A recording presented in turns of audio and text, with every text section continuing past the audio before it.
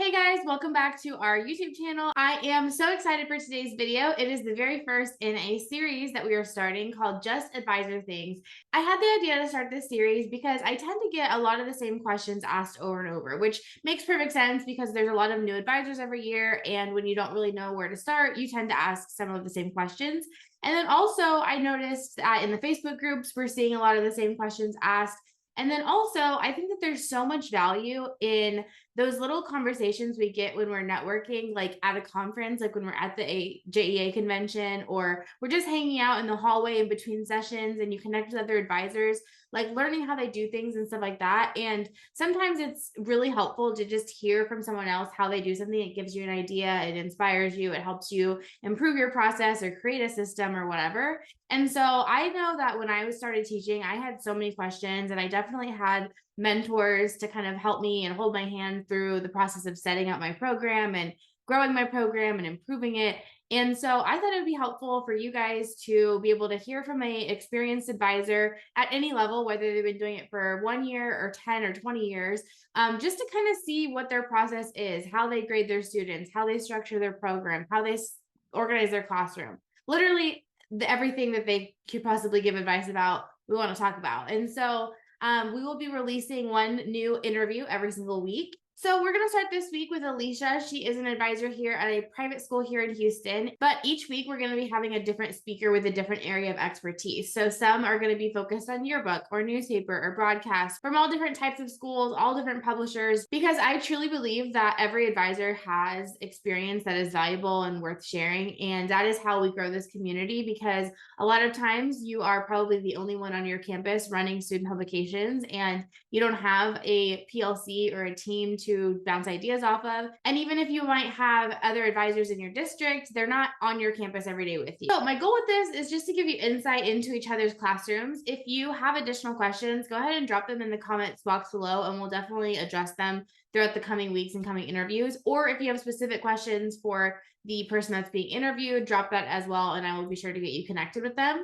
Also, if you would like to be on the interview series and you have some wisdom to share, or you just like to chat about how you do things, please reach out to me. I will be happy to send you all the information, and we can schedule it and get you on the show. So without further ado, let's go ahead and get into our interview with Alicia. All right, so we are joined today by Alicia Merrifield, and she works at the Village School in Houston, Texas. So go ahead and tell us a little bit about yourself and how you got into advising, teaching, and in your current position. Tell us everything about your life, as well as your program, kind of like what kind of school it is and how you are set up. I think if some people figured out how I actually got here, they might be running at that point. We Tell are us everything. a private school, so we have 2-year-olds all the way through seniors. They all get the same book, and it's kind of funny to see these 2-year-olds carrying this It's bigger 8-pound, than they 7-pound are. book. Yes, to carpool. So we've started handing it to them. This is my 25th year here at Village and my 32nd year of teaching, but I've only been an advisor for, this is my 13th or 14th book, I think 13. Hopefully that's a lucky number this year. I was teaching middle school English. I was a sports enthusiast photographer of my own children. And then I was one of those scrapbooking nerd people. And so they came to me and that's what they said. So, hey, you know how to write. And I was like, yeah. And they're like, your photos are great. So they just kept building it up. And they're like, how'd you like to do a yearbook? And I'm like, how hard can it be? Little did you know. So that was October. It was our very first year of our senior class because we didn't have, like, that group had moved up. They had not taken their senior portraits yet. I had 10 kids in a club, one of which was my own daughter. So I did talk to her ahead of time and say, are you okay with this? We didn't have a theme and we didn't have a ladder. I didn't know what a ladder was. I mean, I was like, I have one in the garage. Yeah. Yeah. So it was rough. We missed every single deadline. We did not really get along with our yearbook rep. I'm not, here, there, whatever for about that. I'm not going into that, but it was a really, really rough year. The book came out, we survived, we made it. And I'm not one to back down from challenges. And I was like, okay, this sucked. Sorry, this is bad. That's okay. You can say whatever you want. It was hard. It was a hard year. And it was just one of those things. It was like, okay, this has got to be easier next year. And so I was like, I'll give it one more year. And then I just kept pushing myself. And so this year, I now have, we are a full program. So it went from a club. I have two high school yearbook classes. About halfway back, I guess about 10 or 9 or 10 years ago, we started Viking Press, which is our newspaper. We are now fully digital. Off and on, I have photojournalism depending on when the interest is. And then I also teach like graphic design. This year I got entrepreneurship, introduction to entrepreneurship. Cool, So we'll see how that we'll see how that goes, and a digital marketing class. But I'm pretty proud of, probably the biggest thing is taking it from that club of 10 kids to a full-on Viking media. program. And we have our own room, we have our own spot, people know us. So. Yeah.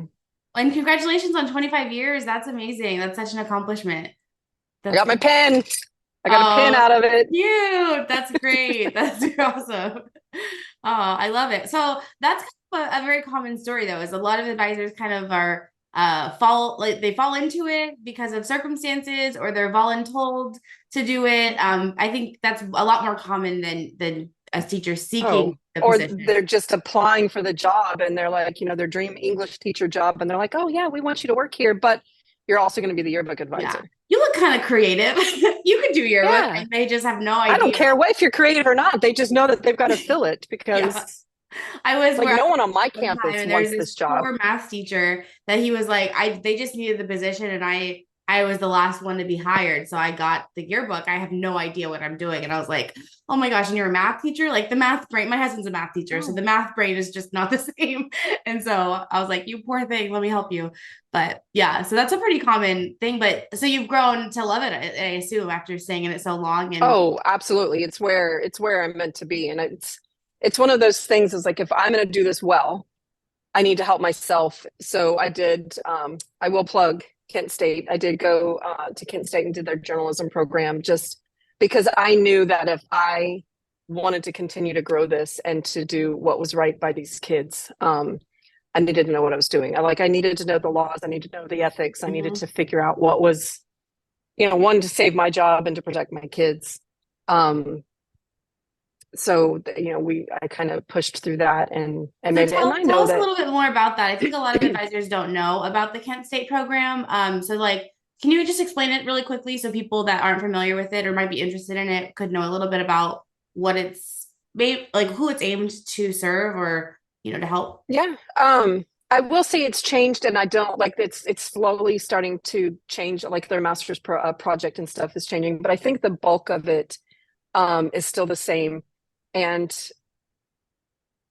I honestly don't even know. It's like a Master of Art in Journalism and Mass Communication, Education and Mass Journalism, Mass Communication. I mean, the name is longer than it took me to get through it. But it's meant specifically for like high school or college, like journalism teachers, right? Like publications advisors. Correct. And so a lot of the bulk of it were teachers that were in my position, that they needed to know what they needed to know so they can sign up to be better journalism teachers. There's also quite a few in the program that are working journalists that would like to switch to the education field. Mm-hmm. So they have that prior knowledge and they have those degrees. I was not in yearbook as a kid. I wasn't in yearbook in college. Like I literally was handed it to me. Mm-hmm. So going through, and I kind of did some classes where I just sat in, like you paid for it, but I sat into Sarah Nichols had a class on teaching yearbook. Like who thought that could be a class? Right. I mean, so and specific and niche. It was like just a summer course. It was like 4 or 6 weeks. It was just a quick introduction. And I walked away out of that class prepared to start in August. Like I knew there were things that were available for that. And I was hooked. And then I was like, okay, they allowed 2 classes for you to just go in and sit in. Like audit? Audit. Thank you. I knew it was a word. I was going to say adopt, and I knew that wasn't it. So you can audit the class. And so I did take a law and ethics class, and it just opened a world. And I was like, okay, this is exactly what I need to do. And then the pandemic hit, and I was like, okay, what else do I have to do? Right. So I started, some people were able to bulk up and take 2 or 3 classes at a time. I took my time. I did one semester at a time, just to kind of help myself, my time management and, just Yeah, because you're financially planning. I actively didn't want to, teaching and advising at the yeah, and same I didn't time. want to owe a huge amount of money at the end. Right. So I worked through it. And then what sold me on it and knew is Val Kibler teaches a class, name dropping here. She teaches a Oh, class good. called Teaching Student Publications, is what it used to be called, high school publications, maybe. And so you walk through, and by the time you're done with that, you have a grading sequence. You have Right. like you have set plans, and I left there with a full-on handbook. That's great. So it's stuff that connects all the different classes, but our laws are in there, our ethics are in there, this is our procedures. We're private school and we're in Texas. We're not New Voices. Mhm. We haven't passed that. We're getting closer and closer each time. I know Even that if it did the pass, text, how does that affect private school? well, we are not a student, we're not a government funded institution. We're not run by, like, Hmm. we're not connected to a church or anything. It's just whatever. So legally, my head of school can come out and say this is not going to happen. Right. So what we did is when I took that class back, and it was Mark Goodman teaching it, like then all these names that are coming out of Kent State, it's like, whew. Um, so he doesn't teach it anymore. But I realized that I needed to protect the kids and I needed to protect myself. And Hmm. so we went through, and I stopped publication of that journalism, like the newspaper, for half of that semester. And we went through and we looked at other people's handbooks, both public and private. And then my kids wrote our handbook and our policies. They went, while they were working on it, they went to our administration without me. That's the point of advising. You teach them how Yep. to handle it and you make them do it. It even goes beyond the don't do whatever you can get a kid to do. I mean, they Yeah, had to no, buy it's into it's this. also from a legal perspective too. If it's a student Yes. Yeah. publication, they should be the ones to go and have those conversations, write those policies. So they met with our entire leadership board, which is our head of school, all of the divisions, our chief financial officer, like each, and said, this is what we're doing, and this is why we're doing Fantastic. it, and we would like to know if you support us. And they were like, bring it on. Um, Great. so they went through and they typed it all out, and they gave them the first draft, and they went through it tooth and nail and did everything. Um, 3 heads ago, head of schools, everything had to go through our marketing before we could print it. Everything Especially because had to of go. private school, it's kind of a PR piece too. It is a huge PR piece. And so we would submit something, an article in September, and we wouldn't get it back till October, November. Well, we couldn't, like, we weren't even printing anything because Right. nothing made sense. And so then we kind of went, to like a semester magazine. And even then it wasn't making sense. We got another head of school and she's like, oh, do whatever you want. And I was like, nope, Yeah, you don't nope. want. Yeah. So that was the year that we ended up with our handbook. Because she says, oh, let whatever the high school guy does. And he he's got his own specialties. He's a good guy, love him, but he was just like, do what you think is right. And I'm like, again, nope. Um, so it passed. They made some changes. We got it through. The new head of school is a huge supporter of Viking Media. He does require us to have the line in our policies that says he can pull down anything that he thinks. And it's, again, we are for profit. So we Yeah, and have it's to make very sure common for that, private school to have that stipulation because yeah, your audience are customers, literally customers. It's correct. a little different than public school. But his goal is, and he's the first one that's come to us, his goal is they need to learn how to protect themselves. They need to learn how to write where their heart is, and they need to learn how to write correctly. That's And they're fantastic. only going to do that by allowing them to move forward. We had a big discussion today in class about self-censorship. Like in the past, my kids wouldn't write about articles because they just like, oh, it's never going to get passed if it has to Mhm. go through marketing or if it has to go through. Mhm. And then probably our first article written through this new head and the new policies was about skirt lengths. And we talked about that she was complete in agreement that the skirt lengths, because we're in uniforms, need to be a certain length, but it was the way the campus was handling these lengths of skirts. And it's not that we're doing it to protect the girls in today's society. It was, you're fussing at a kid because her skirt is too short, and then the guy in front of them is walking in with, the shorts that are even rolled up and shorter. And so she was just like, make sure she's not even all like women's rights and all equality, and she just wanted it to make sure. And so one of the conversations is we had, because of this article, there was change on campus. Like the policy was looked at. We now, have the skirt lengths, we have the short lengths, but it's how the administration is approaching the kids. Yeah. We want to make sure that you are covered, you are safe in today's world of social media and quick photo cameras. Yeah. It is what it is. So, and that's one of the lessons that we're learning is she took that risk to write that article. It was very well received and it changed policy, but it was probably the first time another teacher came to me and said, holy cow, like your kids can write. Real stuff. And I was like, yeah. Oh, I was so excited you actually knew we had a website, because that's been, I'm surprised you read it. I'm surprised you knew it was there. Yeah. Because there are teachers that are like, wait, we have a newspaper? Yeah, but that's such a good testament to your teaching them to feel empowered to make those decisions, to write those articles, versus an opinion piece about pancakes versus waffles. Even on campus, it's not taken seriously. Right. The other teachers are like, okay, yeah, they're doing journalism, but it's like, it's fluffy. So that's such a good. And my kids, one of the things that we were brought up is my kids don't look for the news. They wait for the news to come.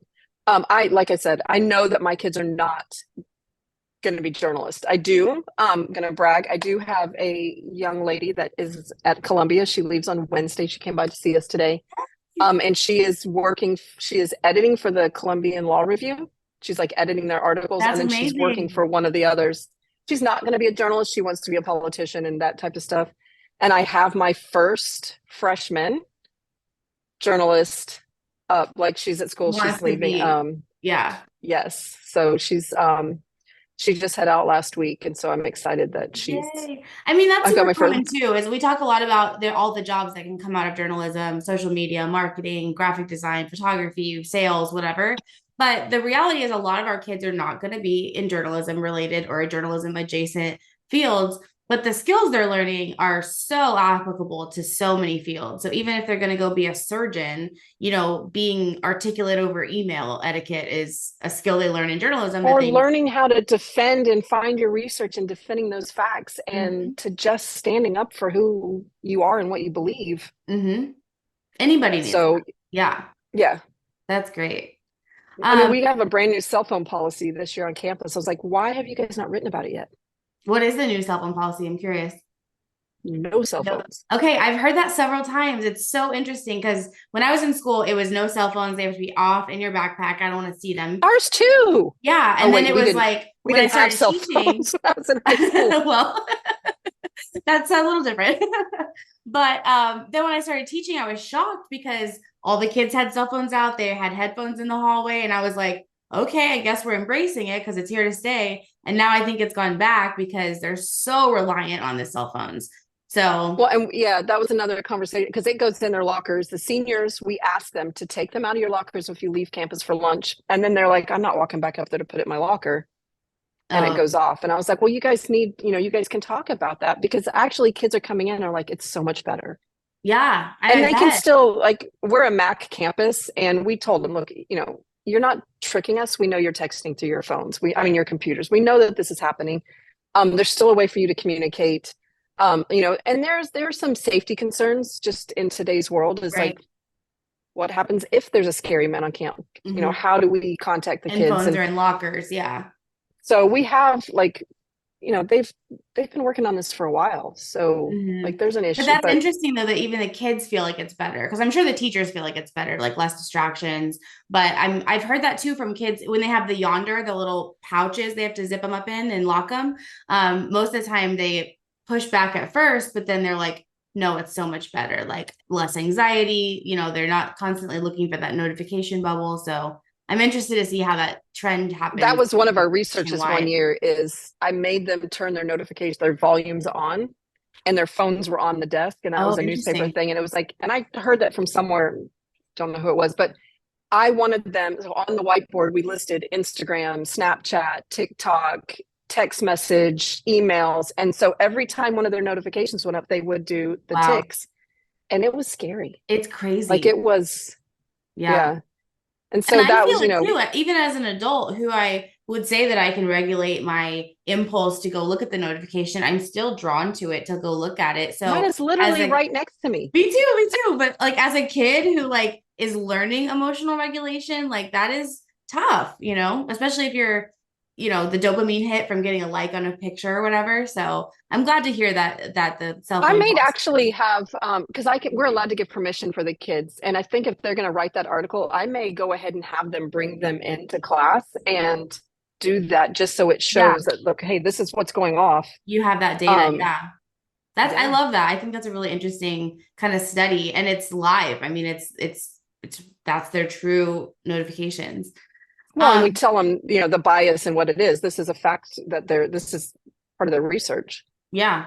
I love that you also kind of base their reporting in that research instead of looking for outside sources, like help them do it themselves. That's so useful. Which kind of brings me to my next question is how Yeah. would you describe your specific teaching style or advising style when it comes to managing your publication staffs? Like from a In one you word, can no, chaotic. just in general, however you want to describe Chaotic. it. You can go from like a pedagogical, standpoint or just like relationally, how would you describe your teaching style? Um, Chaotic and survival. I mean, that's just, I feel like, and I don't mean that in a negative connotation. They both have negative things. Like I did see a sign that says chaos manager or chaos director. I want that for my Yeah. desk. Um, I should make shirts that say like manager of chaos. yes. And honestly, I think that's like that challenge, that competition side of me, because I'm very competitive. It's like it's got to be better than last year. But I feel like that is what pushes me and what thrives. I mean, no, I don't want chaos and to survive every day, but it's one of the reasons it's also kept me in the classroom. It's like today is different than Friday. Mhm. Now, Friday, I took the longest nap I've had, whatever. I mean, it was the end of our very first full week. I mean, For and sure. anyone that's in education knows that this week is going to be better than last week, but it's Yeah. still nap time. I mean, And that after I'm school not one nap is a requirement. Yeah.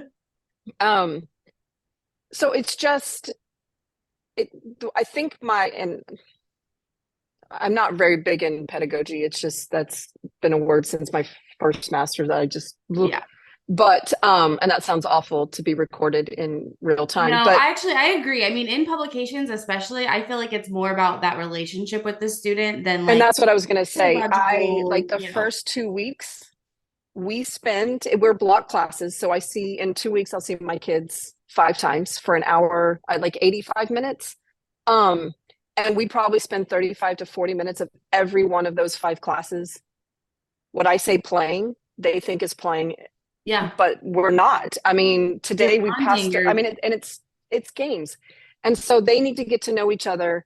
I usually my editors will do the fun Fridays, mhm. but I like to plan these first 2 weeks because I want them to not know the answers as well. So Mhm.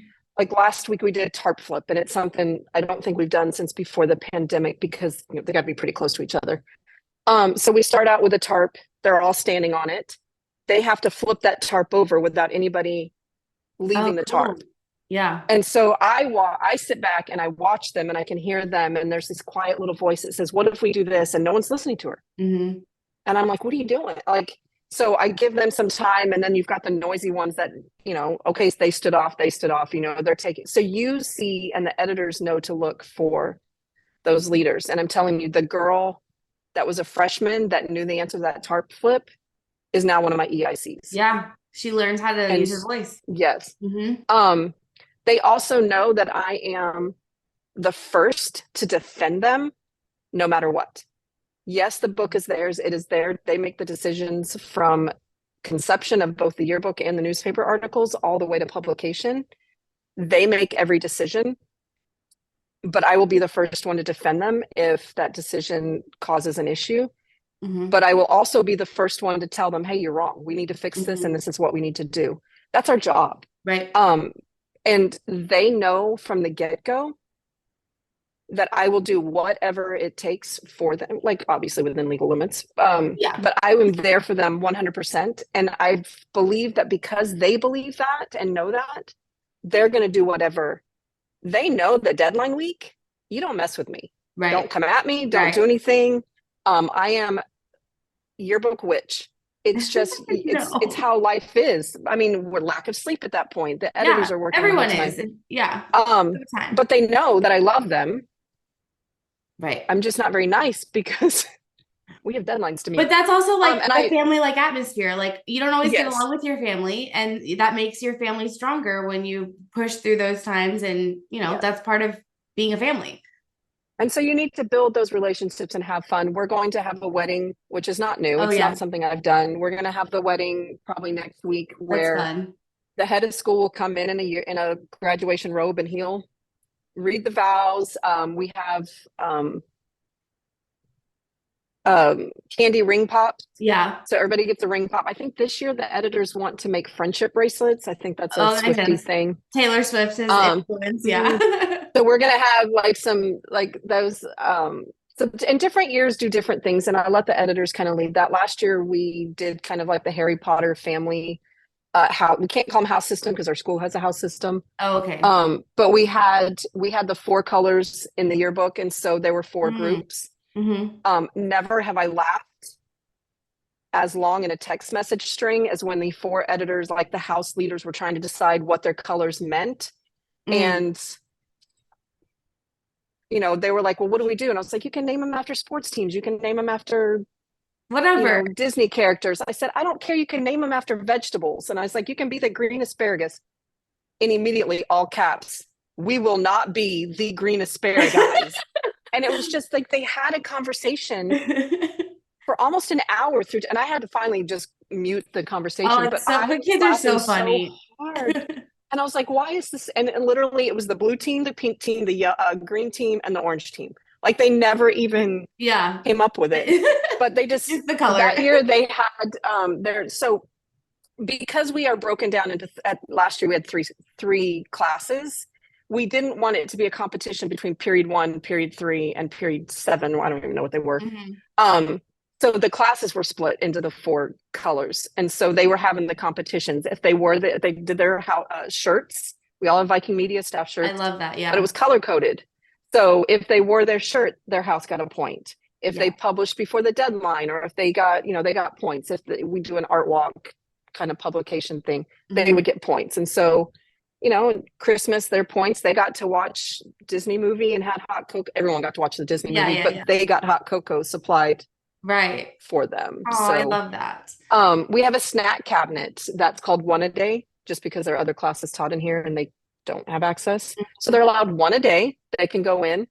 Oh, that's good. I always had trouble managing my snack cabinet because there was always kids that, they just wanted 18 a day. So, well, that doesn't mean that, because some of these snacks, like it's a fun size candy bar. Right. Never named it fun size. I know, fun size. I'm talking, I want a big candy bar. Like that Snickers bar better be this big. Yeah. So, they can regulate that. And then I tell them, because I have them every other day, I was like, that does not mean you can come in on an even day. Right. And grab a snack. It's only during your class period. 1 a day on your day. Yes. And then so someone's already kind of figured out the system. They're like, well, I can grab it right before class ends and have it this afternoon. And I was like, well, okay. You know what? We admire the creativity. So whatever. But yeah, so they're starting to build that and figure what works for their leadership style. Right. And every year it's probably a little bit different depending on the editors. They don't want, our book this year is 2 different colors.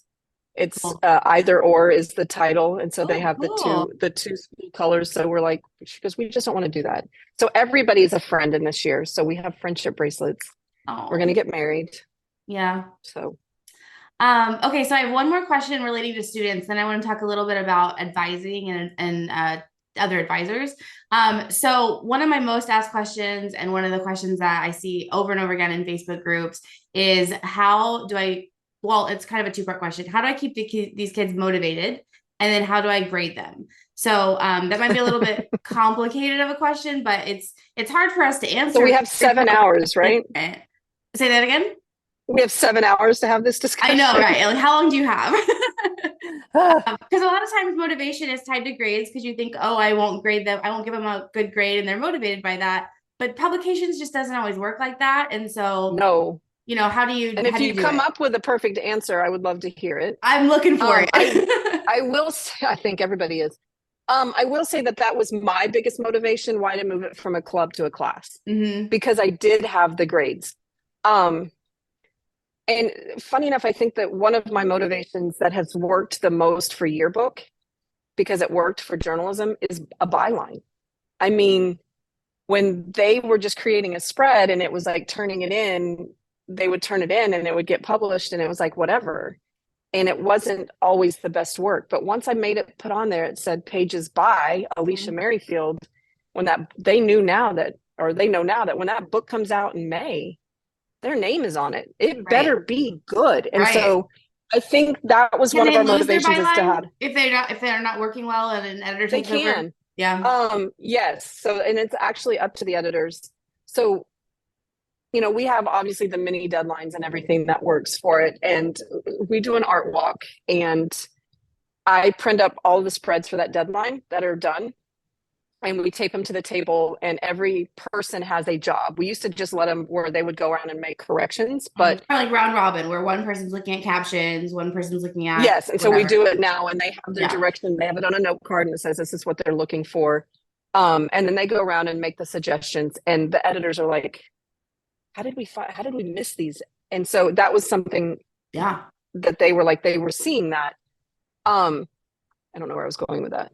Oh, but if you are not ready for the art walk, but your editor should know that you're not ready for the art, then the editor's job is to take it on. And I was like, do you want to take on a whole nother spread? And they're like, no, I don't have time for that. I was like, well, then you need to stay on top of them. Yeah. Coach So them. that's another motivation to, as far as the editors and the leaders to do is, as a sports editor, that football spread should be ready for art walk 1.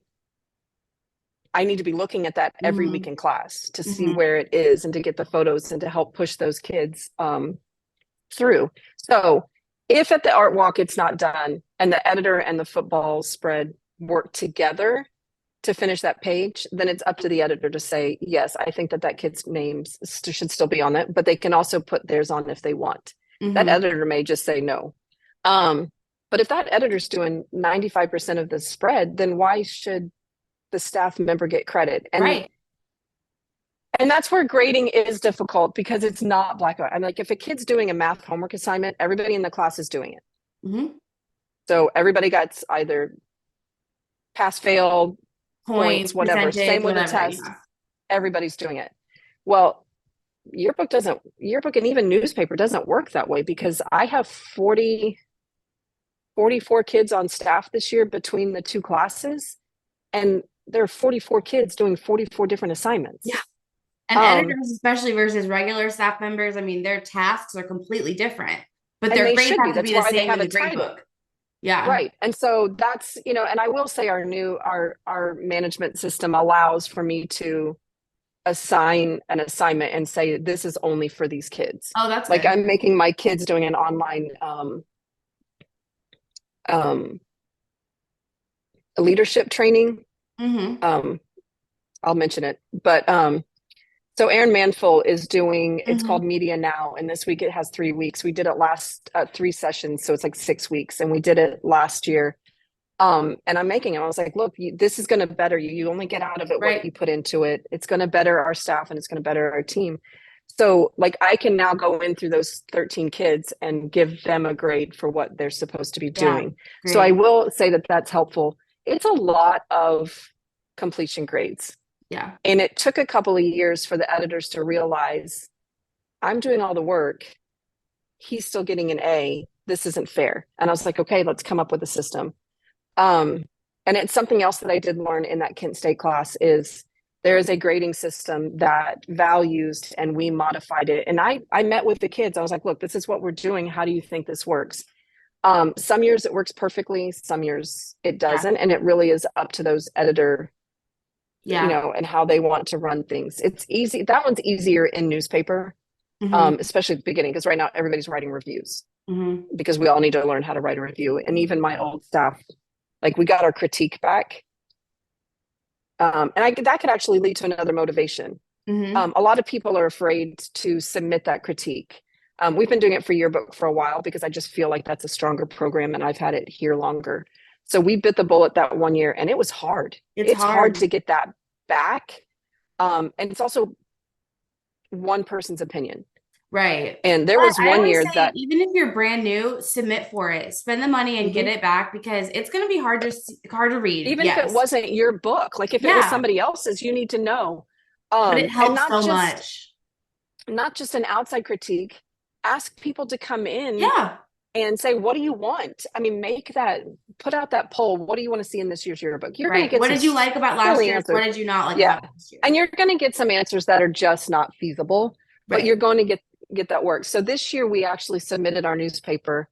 And we did better than I was expecting.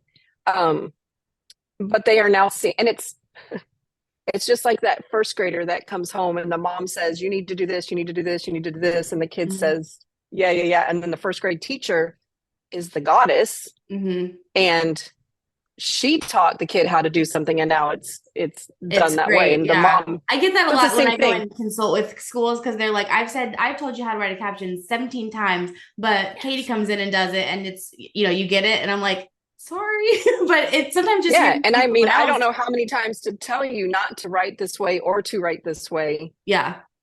And then all of a sudden it comes back into critique. And I was like, I can pull it up in my lesson plans It where I clicks. showed you this. Yeah. So frustrating. So that, I mean, a lot of these are just the external motivation. Um, I have a ladder that I put up in the board, and it's a post-it note ladder, and it's color coded by deadline. It says what page is on there, the kid's name is on there, and what deadline. And so when we're finished, we get to put a green post-it note that says published, and they ring the bell. I have a little cowbell dollar spot at Target that they get to ring. But then all of a sudden we're in deadline 3 and deadline 1 is pink. Mm-hmm. There's still a pink post-it note showing. That's motivation. Oh, because yeah. that's public humiliation that I'm not Yeah. publicly humiliating. It's there for the whole class to see. Yeah. So I think a lot of it just has to be external and it has to be learned. Mm-hmm. Yes, grades are important to these kids and they are going to do it for grades, but I don't feel that 90% of my kids are doing it for a grade. Yeah. They're I feel doing like it it has to come from intrinsically also like them wanting, because they're part of the family. They don't want to disappoint their family either. They have found a spot. They have found friends in here. It's, and then, they get to see that in the end. I have a middle school program that's part of my high school. They basically work for my high school. Mm-hmm. So it's not like, God bless all of these middle school advisors that are creating the same book that we're doing in the high school from theme development all the way through. Oh, yeah. My middle schoolers work for the high school, but that means like I'll graduate someone in May, 2 of them, my 2 EICs that I have now officially, this is my 5th year teaching them. Right. That's Like, great. to me, that says something because they are full IB students. We have the International Baccalaureate. Mm-hmm. They are giving up their study halls because of this. Yeah. And honestly, I think it goes back to the biggest motivation is they know that I believe in them and they have found a place here and they have found a home and it's some place that they can take on with them. Yeah. And they're proud of that and they want to maintain that. Yeah. Did I answer that question without saying that I actually know what I'm doing? No, I love it. I think that it's all helpful. So I know it's one of the hardest things about being a journalism teacher, I think, is the grading. And I didn't have a background in education. I don't have a perfect system. When I went in. And so, yeah, I was like, everyone gets 100 if you turn something in. And like, obviously that doesn't work either. So no. And that's a fight that I have with my admin every single time. They're like, you don't have any grades in. I was like, I know. They're like, well, how do the kids know what they're doing? I was like, because I've talked to parents to say, hey, this kid's not writing his stuff. But yeah, if someone has figured out, there are so many really good ideas, but it really has to be what works for your staff because your staff's not going to be the same as my each staff, each program, each year is different. Each district has different requirements and it's a mess. But okay, so I know that we don't have much time left. So tell us a little bit about your grad project. When you were in your Kent State program, you worked on a forum for advisors. Tell us about that. So back to backtrack to something we've already said is if you're a math teacher, there's so many other math teachers either that teach the same subject or math and they know where you're going and you can stand in the hallway, you can sit at lunch and say, oh my gosh, what do I do? For the most of us, we are an island. And I know it's very cliche. I am the only journalism teacher on campus. They don't even know what department to put me in. So like journalism is in the English department. My yearbook in graphic designer and fine arts. My entrepreneurship is in my entrepreneurship and business. I mean, I'm like all over and pulled. But and also by yourself. Yeah. All by myself as far as yearbook and journal. Like I'm with band, choir, and orchestra and visual arts teachers. Like they don't have a clue what, what we do. Which is one of the reasons I did decide to go to the Kent State program. Is the other reason is I needed to know how to do it, but I needed other people that follow through. So for the program, and I know that this is part of what's changing, we had to come up with a grad project. And I'm hoping to kind of turn this into my MJE. But I've been in all of the Facebook forums. Facebook is Facebook. You get the best of the best or the worst of the worst. I am not a big Facebook fan. Just I never have been. I do go into those every once in a while just to kind of see where people are and to figure out. But you can see where the people are struggling and where their needs are. And then JEA has this amazing listserv where you can ask a question and you get all these answers. But to me, and it's not a knock on JEA, it's what's available. Yeah. It's kind of hard to navigate after the fact. Like I have in my inbox, they're just all put aside. And so I'll kind of go through and say, oh, they're talking about grading.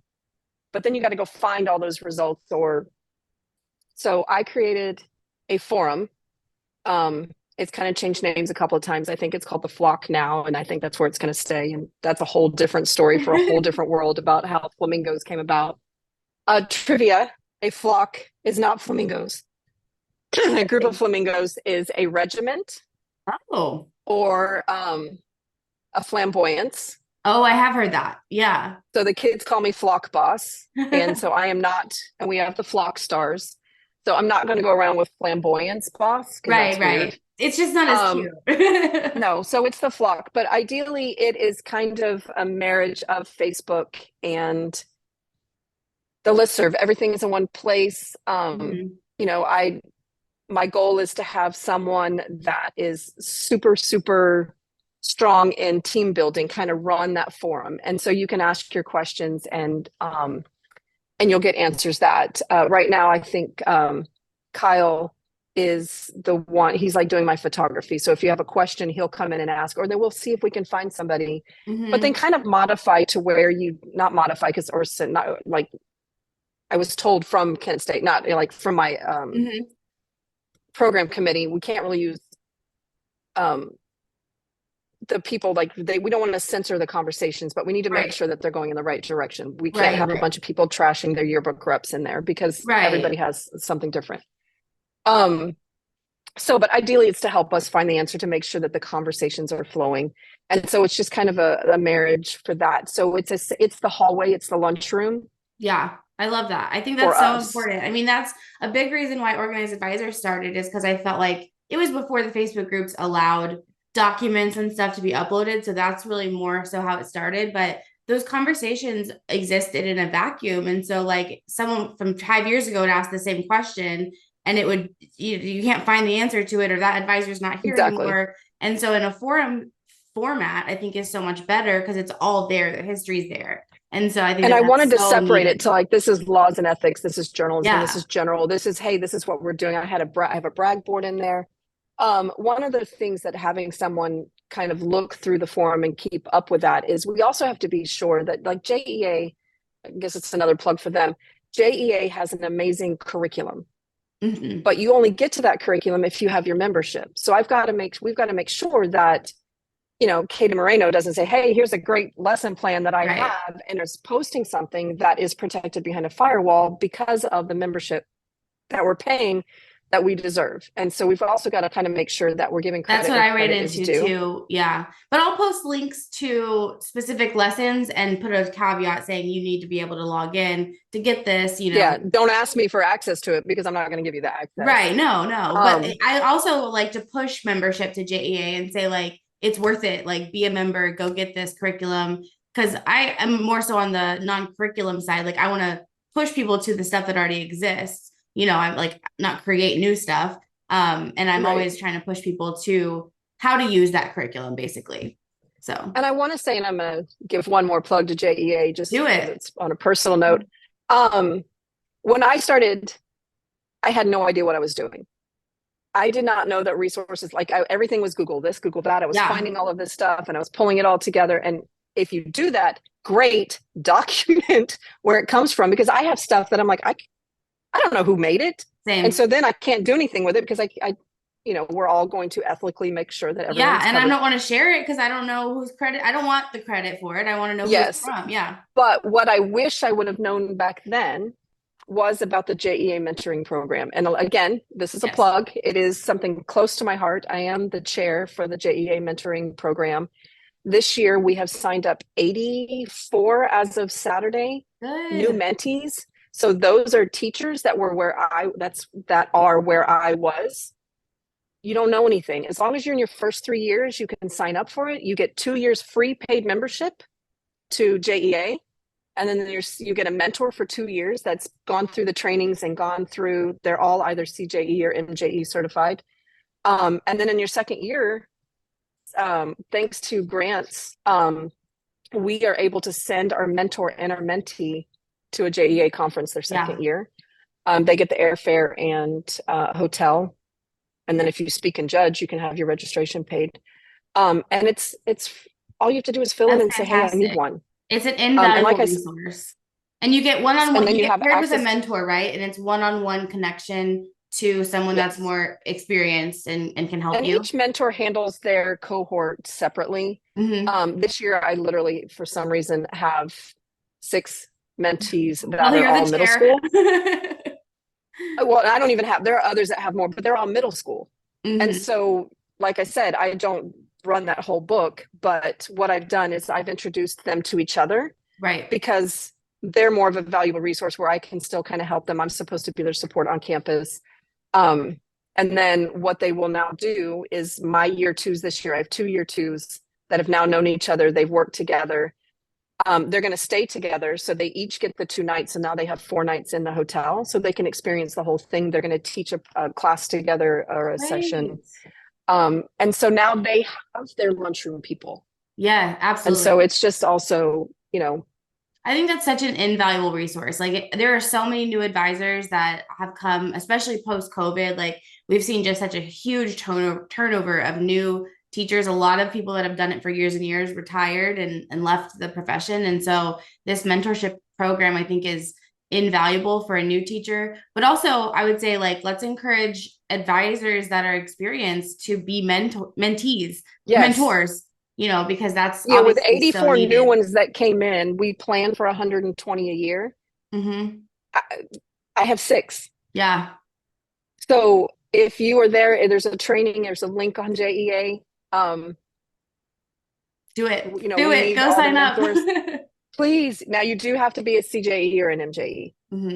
But that's another plug. Go do that. Yeah, go get your certificate. If you are looking for that, if you are looking for those letters but after your name, and to me, once I got that and then I got my master's, like, people on campus started paying attention. Hey, this is more than just, a fluff class. There's meat to it. Yeah. So I make sure that those letters are after my name, no matter where I am. Yeah, that's great. I'll definitely put them on the video so we'll know. You're CJ. Now to get my MJE. Yeah. MJE is next. Do it. I know. I just got mine. Oh no, I have to. I know. Val has told me I need to have it by next summer, so it'll be done. Yeah. Those are not easy tests, I will say, and I will encourage anybody that goes and does it. Don't feel bad if you feel like you failed after you take that test. I walked out and I was at a work convention with students, and they were like, "How'd you do?" I was so excited, and I was like, "Y'all, I think I failed, like 50-50. I don't know if I passed or failed." And luckily I did pass. But you do get to retake it. Like, you can retake and do so. And it's good that it's challenging. It should be hard because then it's an accomplishment, like that you passed that. So it's good that it's real life. I mean, they're asking you questions about how would you happen, like, this happened.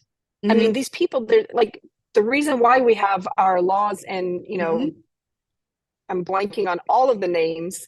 Ethics, all the examples. No, but what is the big, Hazelwood or Tinker or Hazelwood, yes. The reason why you have all of those rule laws is because this happened to teachers before us. Yep. And so we need to know why these are in existence. And so, they give you those type of questions on here. And then, how would you do it? So we need to make sure that those of us in the trenches do not end up Yeah. like these people and like these Right. kids that have set the Or groundwork prevent our before students us. from being in that situation, teach them the laws they have or the rights that they have. I think also a lot of times advisors carry liability that they don't even realize. I'm not even in the classroom anymore because of that, like because of a Yes. censorship situation. And if I hadn't been knowledgeable, and I wasn't as knowledgeable, I think, as I should have been in that moment, it'd be Oh, a you're one different of the reasons situation. that I'm more knowledgeable and I have this now. I mean, you were literally, what, 10 miles down the road from Yeah. me. Yeah. And so that's one of the reasons that I have in our handbook that it is inception to publication, because we don't have, I mean, like going back to the public versus private, we don't have even That anything protection. that works for Right. that. And so that the kids have gone through that.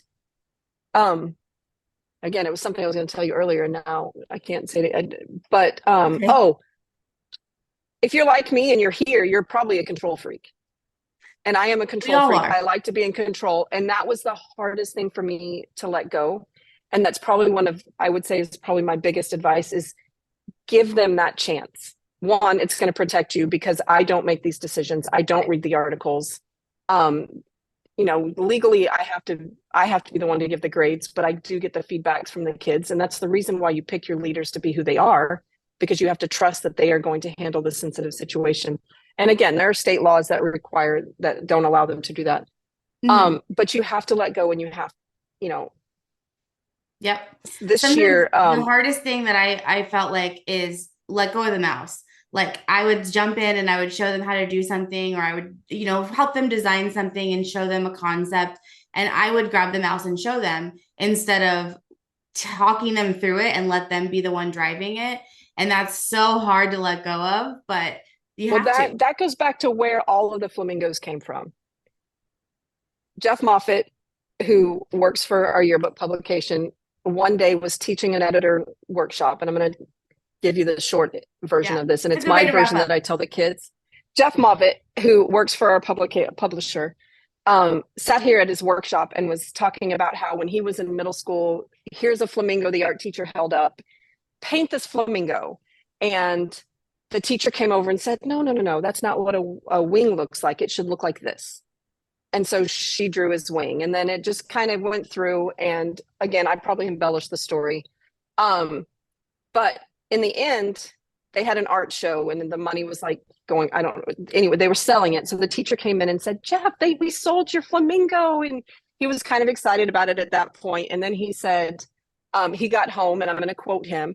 He said, that damn flamingo was on my mantle where it haunted me for the rest of my formative years. Oh, That flamingo, he did not buy into. It was not his. it wasn't His his. teacher had painted that. And I was like, what a cute story. Forgot about it. Getting on the freeway, driving one of those little white short buses that we own. And I-10, if anyone's from the area, the I-10 is crazy in your car that you're used to, much less putting other people's kids in it. Right. So I'm driving around in this van, and a little girl, one of my editors in the back seat, says, Miss Merrifield, thank you for not painting my flamingo. And I was like, what are you talking about? Yeah. I was like, this was 9 hours later. What are you talking about? And so she explained that basically what you just said, take your hand off the mouse, walk them through it, figure it out, teach them what articles that they should be writing and how to do it and how to get there, so that when that book comes out in May, It's theirs. it's their book and not yours. The next day she brought me a little stuffed flamingo. Oh. It's around here somewhere. And I was like, oh, so I told my parents about it. My parents were at Hobby Lobby that weekend, bought me a 5-foot metal yard flamingo. And then His name is Jeffrey, stuck after forever. Jeff Moffitt. So Of course. he's named. He's in the front hall. Like, he's the first thing people see when they come in.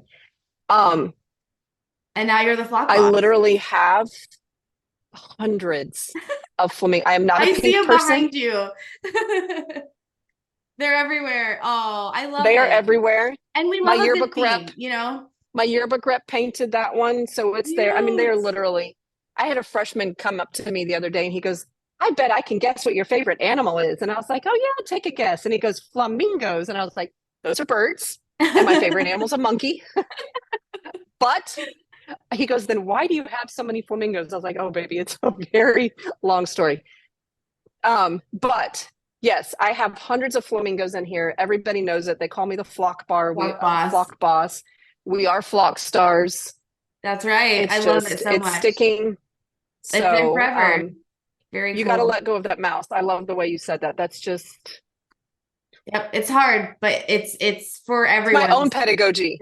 Yeah. Let go of the mouse. I like that. I'm gonna use that. So awesome. Well, thank you so much for joining us for this little interview series. I don't know what we're calling it yet, but I think it'll be great. I think it'll be so helpful to advisors just to hear from each other how they do things. Every single program and school and district and state is different, but it's always helpful to share ideas and just have that community, you know. And I think especially like you said with your forum, like that's our goal here, is to build that community, build relationships with other advisors, and not have it all on Facebook, you know. Like we want to be having real relationships, you know. So thank you so much. Stay away from Facebook during the distribution week. Oh, because everybody is a mess during that week. It's a mess. But absolutely. And I can't wait to learn from the other people that do these videos, because I feel like I'm out of place here. I feel like, no, you're not out of place. You have so much wisdom to share. But I think that is cool too, is that we can learn from advisors that have 25 years of experience teaching and advising, and this advisor who just started 1 year ago, you know, like they have things to share and new perspectives and ideas that, you know, could be still helpful. So my goal is to get a bunch of different perspectives. Even the one that's 25 years and 13, like I don't know everything and I'm still learning. And that's a huge lesson, that that's the chaos and the survival. Yeah. Like there are certain things that I don't feel like I'm surviving at. Then there are certain things that I will never grasp. Grading. Same. But thank you for giving me this opportunity. Absolutely. Thank you so much. Alrighty, that's all we have for this interview today. Thank you guys so much for watching, and we'll catch you in the next one. Bye.